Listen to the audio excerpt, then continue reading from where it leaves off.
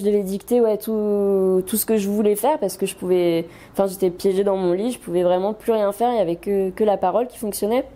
Et donc je regardais beaucoup de dessins animés et effectivement la famille jouait au jeu pour moi, et donc que ce soit les Playmobil ou les Barbie, je leur disais quoi faire, je leur racontais des histoires et puis du coup on va à fond dans l'imaginaire. Vous vous apprêtez à écouter la première partie d'un podcast des Déviations. Notre média raconte les histoires de celles et ceux qui ont changé de vie. Pour nous suivre et ne rien manquer de nos actualités, nous vous donnons rendez-vous sur notre site et nos réseaux sociaux. Abonnez-vous à notre chaîne YouTube et suivez nos podcasts sur Acast et autres plateformes de streaming. Tout de suite, un nouveau portrait, une nouvelle histoire, une nouvelle déviation. Alors, je suis Charlotte Allo, j'ai 31 ans et j'étais en RH dans une grande filiale de l'aéronautique et maintenant je suis cofondatrice d'Omni. Est-ce que tu peux nous parler de ton enfance ? Du coup, j'ai eu une enfance plutôt chouette avec une famille hyper proche. J'ai un petit frère et on a toujours fait plein de trucs. Bon, assez rapidement, je me suis retrouvée en fauteuil, donc ça a un peu tout chamboulé dans la famille, le fait de se retrouver en fauteuil, et même à côté de ça, même pour les cousins, cousines. Mais on a toujours fait en sorte, en tout cas, que malgré le fauteuil, ça ne m'empêche pas de faire des choses et notamment de partir en vacances, de partir en colo, de faire du sport. Et voilà, de s'amuser avec les copains, quoi. Ok, on va revenir plus en détail à partir de ton accident et ce qui s'est passé après. Est-ce que tu as dit que vous avez fait plein de trucs, tu peux préciser les passions que tu avais petite ? Non, mais j'aimais bien jouer aux poupées. Et non, mais c'est assez drôle parce que j'étais une grosse feignasse qui n'osait pas, qui ne voulait pas faire de vélo. À chaque fois, les parents étaient obligés de traîner le petit tricycle. Et d'ailleurs, ils se disent que c'est pour ça que je suis en fauteuil, c'est que je voulais absolument pas faire marcher avant, et donc voilà. Ok, et le rapport que tu avais avec tes parents, ils étaient comment, l'éducation que tu as eue ? Des parents hyper attentionnés, où tout se passait bien, et ils ont toujours tout fait pour qu'on aille bien, quoi, avec mon frère. D'accord, t'as grandi dans quelle ville ? J'ai grandi à Châtillon, dans le sud de Paris. On va rentrer dans le cœur du sujet. Qu'est-ce qui t'est arrivé justement à l'âge de 4 ans ? Est-ce que tu peux nous expliquer ? À l'âge de 4 ans, j'ai eu une leucémie en fait. On s'en est aperçu le jour du mariage de mes parents. Je pense que c'est parce que la tension n'était plus sur moi, c'était pas contente. Non, mais du coup, on s'est rendu compte que en fait j'avais une leucémie. Donc j'ai fait pas mal de chimiothérapie et il se trouve qu'en fait j'ai fait une mauvaise réaction à la chimio où il y a eu une erreur médicale, on sait pas trop ce qui s'est passé, mais le fait est qu'en fait je me suis paralysée suite à cette leucémie. Autour de 5-6 ans. Et entièrement paralysée, je pouvais plus rien bouger et finalement j'ai récupéré petit à petit et donc aujourd'hui je suis plutôt paraplégique. C'est depuis l'âge de 4 ans donc j'ai quasiment vécu toute ma vie en fauteuil, quoi. C'est quoi le quotidien d'une petite fille en fauteuil roulant ? Alors le quotidien d'une petite fille en fauteuil, il y a eu pas mal de frustration de pas pouvoir faire comme les copains qui sont dehors, qui courent dans tous les sens, qui font du vélo, du skate, tout ça. Mais malgré tout, j'ai une famille et des amis d'enfance que j'ai gardés et qui étaient hyper présents et du coup qui adaptaient tout. Enfin, du coup, par exemple pour chat, les autres ils avaient un handicap pour que moi aussi je puisse participer et qu'ils soient sur le même qu'ils aient des difficultés pour qu'on puisse jouer ensemble, où il y a plein de choses comme ça qu'on adaptait. Ça m'a pas empêché de jouer au Barbie, par exemple, d'avoir une petite enfance normale, de partir en colo avec tout un tas de copains et malgré tout d'avoir une enfance très heureuse d'accepter la résilience et qu'on peut pas tout faire comme tout le monde, mais que voilà, les choses se passent bien quand même. progressivement, on a l'impression que tu as fini par accepter.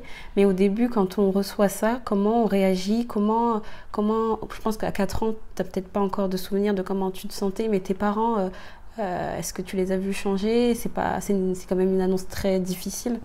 Ouais, non, mais surtout maintenant que je suis adulte, je me dis un peu ce que mes parents ont pu ressentir au moment où ils ont vécu ça et où ils ont dû tout gérer, où ça devait vraiment pas être facile. Moi, en tant qu'enfant, je m'en suis pas trop aperçue parce qu'ils ont toujours fait en sorte de normaliser les choses.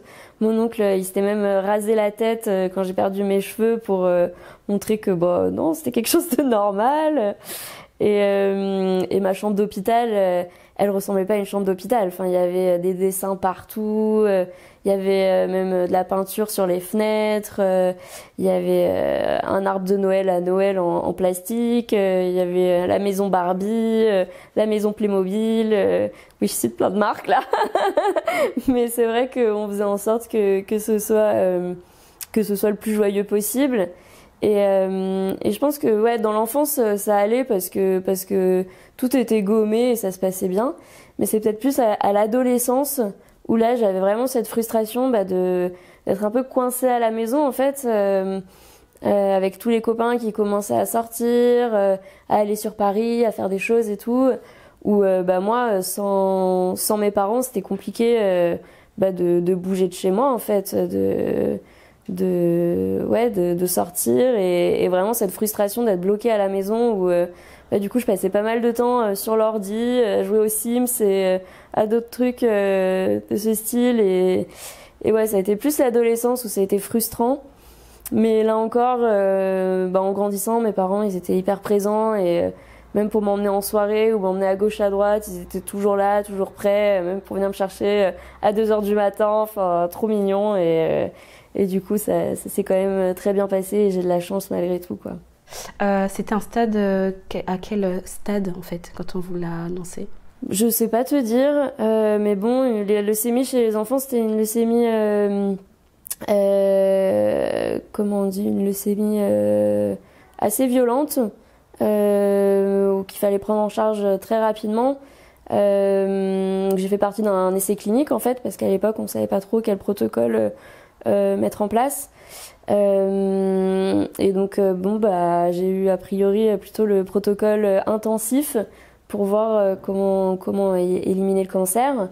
Et ouais, effectivement, j'ai eu la chance d'être beaucoup entourée par ma famille, mais c'est vrai que ça les a pas mal aussi affectés d'avoir une petite fille de 4 ans qui se bat contre le cancer. En fait, c'est toute la famille aussi qui est derrière et où le pronostic vital il a été engagé plusieurs fois on a annoncé à mes parents que j'allais mourir et ouais, tu te dis ça doit être des trucs hyper difficiles à vivre. Enfin moi j'ai été préservée de tout ça en fait.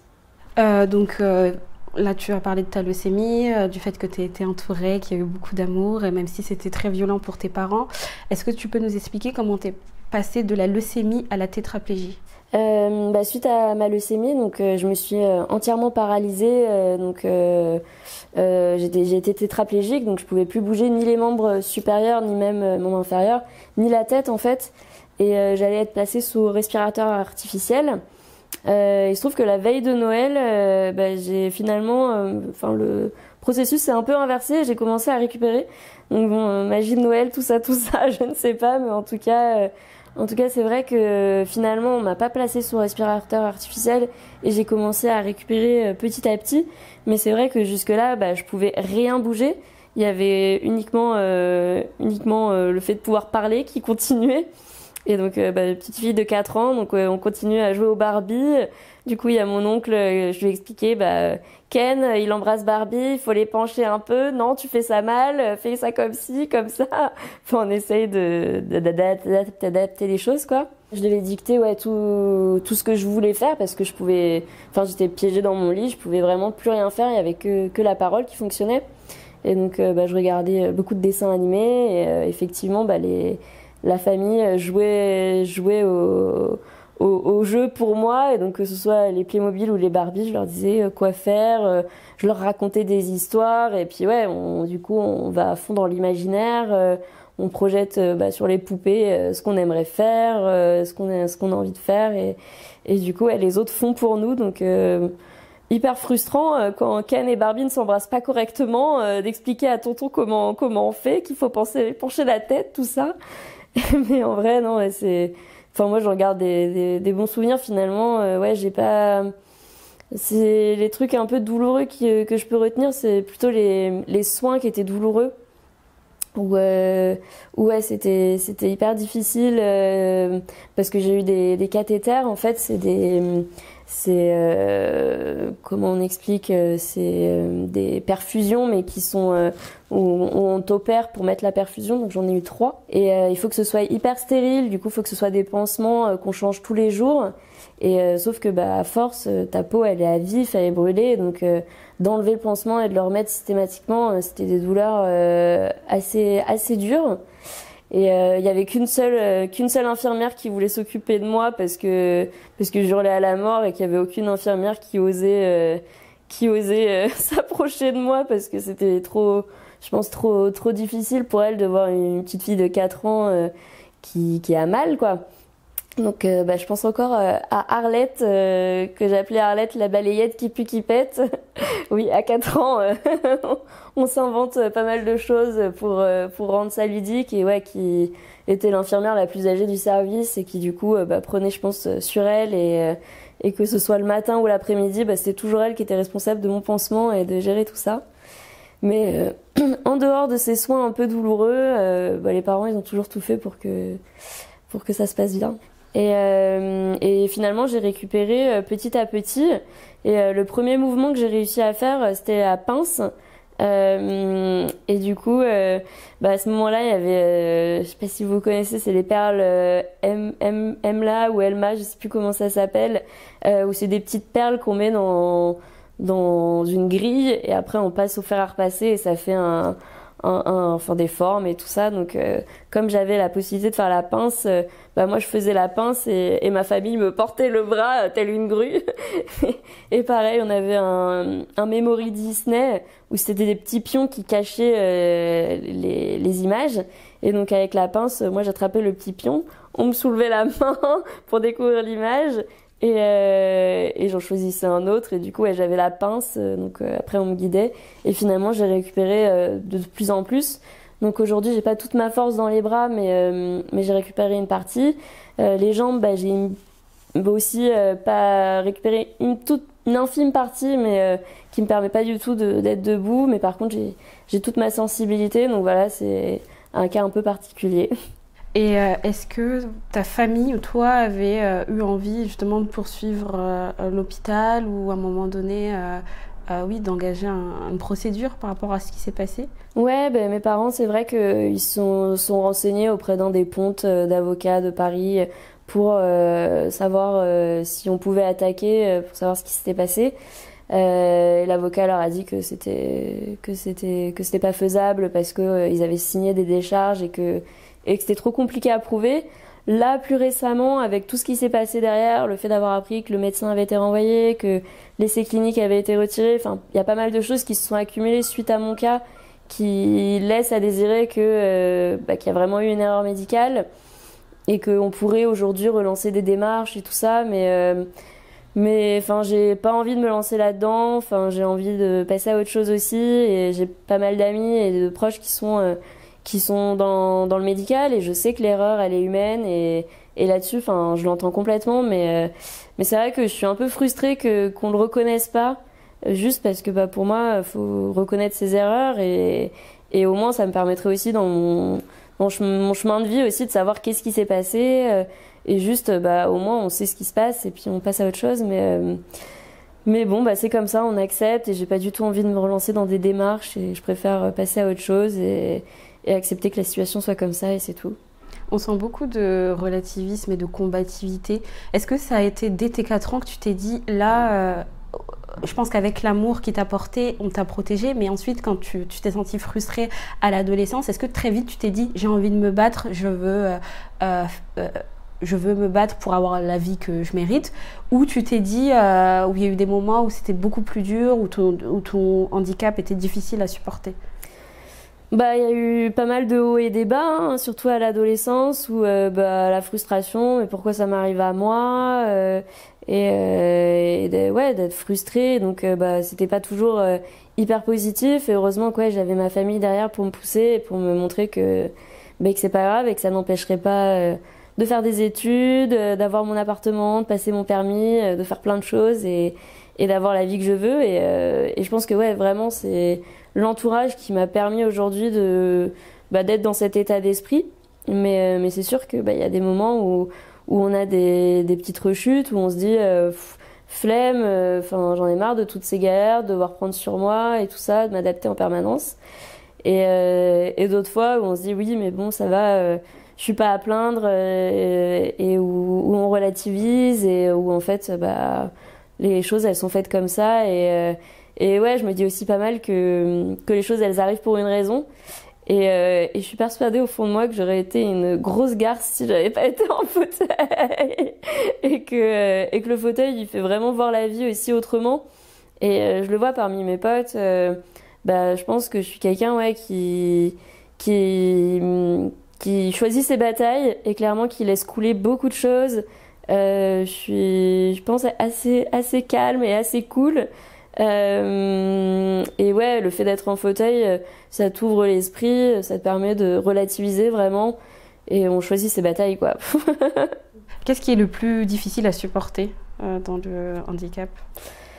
Dans le handicap, ce qui pour moi était le plus dur à surmonter, c'est vraiment le regard des autres et la manière dont les gens s'adressent à toi ou comment ils interagissent avec toi. Mais je pense que ça a pas mal évolué justement parce que moi aussi j'ai évolué là-dessus. Mais c'est vrai que quand j'étais petite, je voulais pas du tout être associée au handicap. Je voulais pas traîner avec des gens en fauteuil, je voulais pas faire de handisport. Je refusais d'être vue comme quelqu'un d'handicapé et ça me saoulait quand il y avait des enfants qui venaient me voir, ah mais qu'est-ce qui t'arrive, nanana. T'es là genre laisse-moi tranquille. Et ouais, quand j'étais petite, ça m'a énervée. Et puis ouais, de voir le regard des gens, de voir une petite fille de 4 ans en fauteuil, un peu de pitié où du coup tu dois prendre sur toi et sourire en montrant non mais t'inquiète, la vie elle est belle, t'as pas besoin de prier pour moi, on se connaît pas, laisse-moi tranquille. Et du coup ouais, en fait en grandissant il faut avoir de la force de caractère et ça c'est encore une fois mon entourage qui m'a appris à le faire où on m'a dit mais Charlotte, s'il y a un truc qui va pas, tu le dis, et par contre effectivement il y a des choses qui vont pas, au bout d'un moment on passe au-dessus et on se dit ok, c'est vraiment ce mot là de choisir ses batailles. Mais par contre ouais, je trouve que ça a pas mal changé en fait le regard que j'avais du mal à accepter petite et à être associée au handicap. Finalement en grandissant et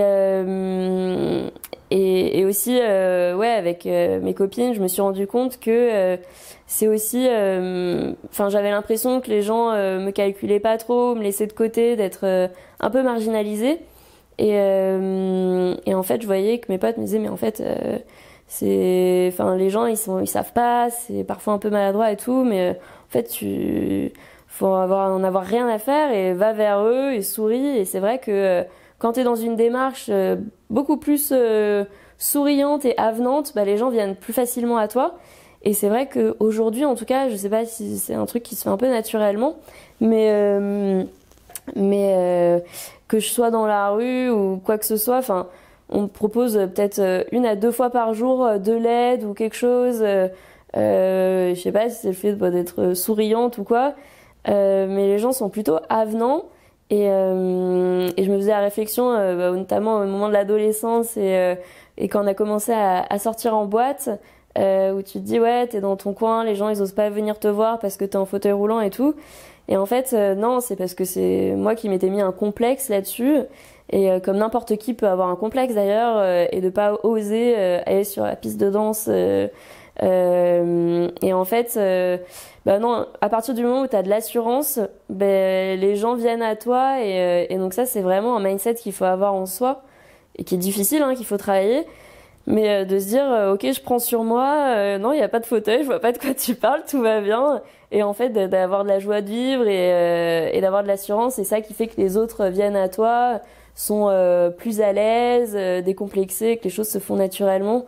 Donc ouais, ça a pas mal évolué ce regard sur le handicap, mon point de vue, et du coup, je pense le point de vue des autres, du fait de ma posture, je sais pas. J'avais une question justement par rapport à ça, parce qu'on voit que ça s'est fait progressivement.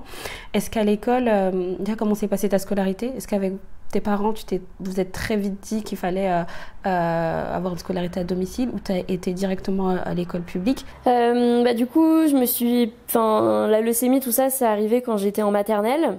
Donc j'ai loupé, je crois, la grande section de maternelle. On m'a fait un test après à l'hôpital pour savoir si je devais redoubler ou passer au CP, et c'était ok. J'avais quand même continué. C'était ok pour passer au CP. Donc à la sortie de l'hôpital, j'ai dû intégrer plutôt un centre de rééducation où il y avait l'école. Donc dans un premier centre pour le CP, et après en fait j'ai changé d'établissement. Mes parents auraient voulu que j'aille dans un établissement proche de chez moi, l'école de quartier, quoi. Mais c'était pas accessible. Les classes, elles étaient à l'étage. Ça coûtait trop cher de mettre un ascenseur, donc pas possible pour le primaire.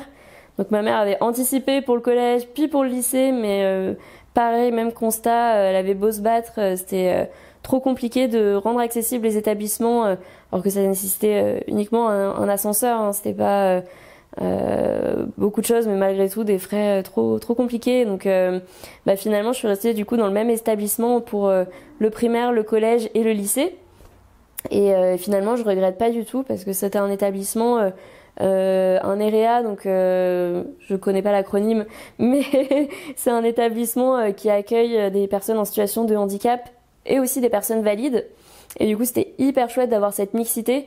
Il y a des handicaps qui sont beaucoup plus lourds, d'autres plus légers, mais d'être tous ensemble, et aussi avec des personnes valides qui s'ouvrent sur ce monde-là, et d'avoir un centre de rééducation sur place, du coup de pouvoir faire toute la kinésithérapie en même temps qui s'intègre hyper bien dans l'emploi du temps des cours.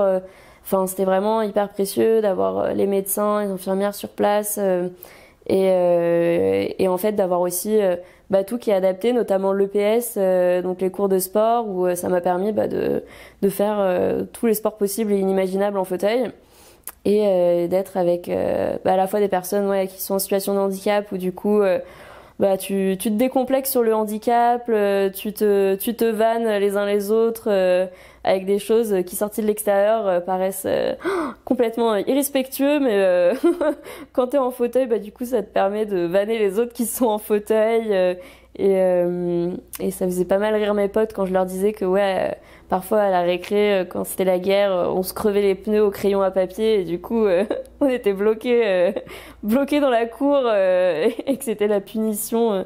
Enfin bref, il y a plein d'anecdotes un peu comme ça. Et l'autre côté où j'étais aussi avec des personnes valides, et qui du coup avaient une vie plus normale que la nôtre, sans avoir tout ça, et du coup où on faisait aussi plein de choses, et c'était vraiment cool d'avoir cette mixité, ouais. On sent que ça t'a beaucoup aidé d'être avec les deux, à la fois des personnes qui te ressemblent et des personnes valides, et que ça a joué un peu dans ton mindset et dans ta manière de voir les choses aujourd'hui. Ouais, c'est vrai que d'avoir la chance d'être dans cet établissement, ça permet justement d'avoir cette mixité et d'avoir cette ouverture d'esprit. L'inconvénient aussi, c'est que du coup on est très coucouné, très pris par la main, et donc c'est difficile, sorti de cet établissement, d'être de retour dans la société, en tout cas à la fac, en école de commerce, où là on n'est plus du tout assisté, en tout cas par tout le réseau médical qu'il y a autour et tout ça, et où on se retrouve qu'avec des personnes valides qui n'ont pas du tout l'habitude du handicap, et où là du coup y a quand même un petit cap à faire de ok, c'est pas grave, je prends sur moi, on serre les dents, et je vais vous montrer qu'il n'y a pas de souci, que le handicap n'est pas un problème. Et du coup, le cap est pas facile. Il y a pas mal de personnes de ma promo qui n'ont pas forcément réussi à passer ce cap, parce qu'en vrai, c'est difficile de faire cette intégration. Et moi encore, j'ai eu la chance aussi d'avoir cet entourage qui m'a vraiment portée et qui m'a aidée à continuer les études et à trouver des établissements adaptés qui correspondent à ce que je voulais faire. Et voilà. Parfait, c'est la bonne transition.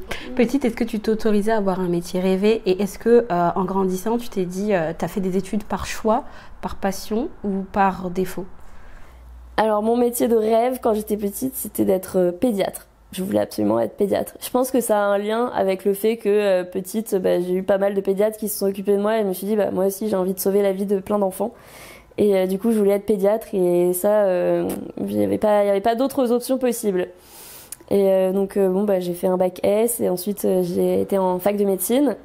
Et là par contre, je me suis aperçue de la réalité de la vie, de ce que c'était que la fac de médecine, le concours de médecine, où t'arrives en amphi, où t'as tous les redoublants qui font un maximum de bruit dans l'amphi pour que les nouveaux arrivants n'aient pas accès aux cours pour avoir un avantage sur eux au moment du concours, où il n'y a pas du tout d'entraide, où c'est chacun pour soi, où à la différence du lycée où t'avais des devoirs, t'étais pas mal suivi, là à la fac tu te débrouilles et particulièrement en médecine où il y a cette compétition et un état d'esprit qui me correspondait pas du tout. Les matières m'intéressaient pas non plus parce que le concours c'est le premier semestre c'est la physique, de la chimie, des stats, des maths, que des trucs qui m'intéressaient absolument pas.